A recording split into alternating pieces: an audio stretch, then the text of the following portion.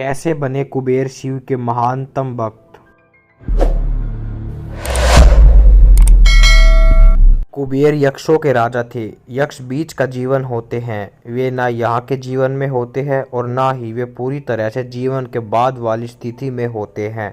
कहानी कुछ इस तरह की है कि रावण ने कुबेर को लंका से निकाल दिया और कुबेर को मुख्य भूमि की ओर पलायन करना पड़ा। अपना राज्य और प्रजा को खोने की निराशा में उसने शिव की पूजा करनी शुरू कर दी और एक शिव भक्त बन गया। शिवजी ने दया भाव दिखाते हुए उसे एक अन्य राज्य और संसार का सारा धन दे दिया। इस तरह कुबेर संसार का सबसे अमीर व्यक्ति बन गया। धन मतलब कुबेर। यह कुछ इस प्रकार देखा जाने लगा। कुबेर शिव जी का महान भक्त बन गया।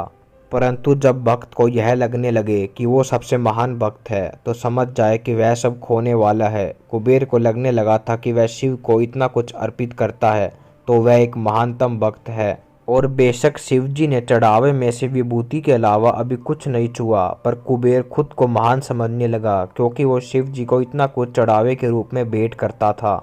एक दिन कुबेर शिवजी के पास गए और कहा, मैं आपके लिए क्या कर सकता हूँ? मैं आपके लिए कुछ करना चाहता हूँ। शिवजी ने कहा, तुम मेरे लिए क्या कर सकते हो? कुछ भी नहीं, क्योंकि मुझे किसी चीज की आवश्यकता ही नहीं है, मैं ठीक हूँ। परंतु मेरा बेटा, उन्होंने गणपति की ओर इशारा करते हुए कहा, ये लड़का हमेशा भूखा रहता है, इसे अच्छे से खिला दो। यह तो अत्यंत सरल है, कहकर कुबेर गणपति को अपने साथ भोजन के लिए ले गया। उसने गणपति को खाना खिलाना शुरू किया और वो खाते गए और खाते ही गए। कुबेर ने सैकड़ों रसोइयों की व्यवस्था की और प्रचुर मात्रा में खाना बनाना शुरू किया। उन्होंने यह सारा भोजन गणपति को परोसा और वे खाते रहे। कुबेर चिंतित हो उठे और कहा, रुक जाओ, अगर तुम इतना खाओगे तो तुम्हारा पेट फट जाएगा। गणपति ने कहा, आप उसकी चिंता मत करो। देखिए, मैंने एक सांप को एक कमर पेटी के रूप में बांध रखा है, तो आप मेरे पेट की चिंता न करें। मुझे भूख लगी है, मुझे खाना खिलाए। आप ही ने तो कहा था कि आप मेरी भूख मिटा सकते हैं।